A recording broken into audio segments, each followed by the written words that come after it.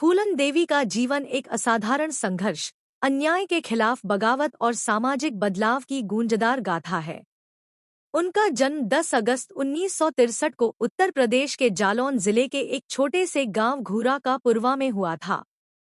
वे मल्लाह, निषाद जाति से थीं, जो उस समय समाज की निम्न जातियों में गिनी जाती थी और सामाजिक भेदभाव का शिकार होती थी। उनके परिवार की आर्थिक स्थिति बहुत खराब थी और बचपन से ही फूलन ने शोषण और अन्याय को महसूस किया। महज 11 साल की उम्र में उनका विवाह एक अधेड़ उम्र के व्यक्ति से कर दिया गया, जो उनके साथ शारीरिक और मानसिक अत्याचार करता था। कुछ समय बाद उन्होंने वह घर छोड़ दिया और अपने मायके लौट आईं, जहां गांव वालों ने उन्हें तिरस्कार और अपमान से देखा।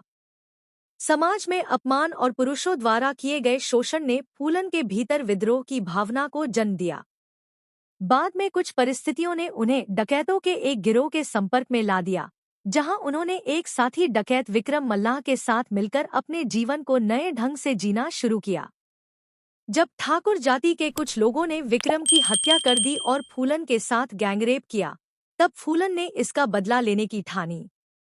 1981 में उन्होंने बहमई गांव में जाकर 22 ठाकुर पुरुषों की हत्या कर दी, जिसे बहमई हत्याकांड कहा जाता है।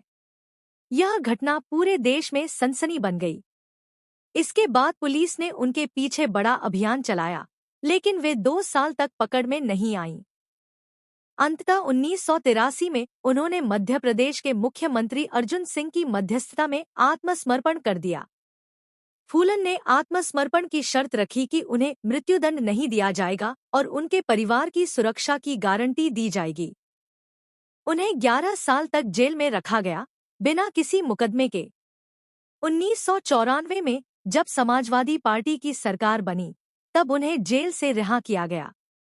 रिहाई के बाद उन्होंने राजनीति में प्रवेश किया और 1996 तथा 1999 में समाजवादी पार्टी से मिर्जापुर लोकसभा सीट से सांसद बनी। वे संसद में महिलाओं और दलितों के अधिकारों के लिए मुखर रही और सामाजिक बदलाव का प्रतीक बन गईं। लेकिन उनका जीवन संघर्ष यहीं खत्म नहीं हुआ।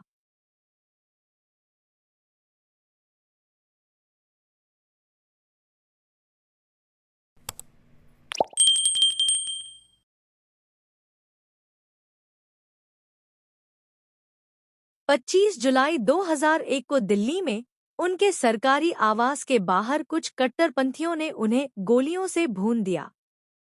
बाद में शेर सिंह राणा नामक व्यक्ति ने इस हत्या की जिम्मेदारी ली, यह कहते हुए कि उसने ठाकुर समाज की आबरू का बदला लिया है। फूलन देवी का जीवन एक ऐसा आईना है, जिसमें भारतीय समाज की गहरी जातीय और लैंगिक असमानताएं साफ नजर आती हैं।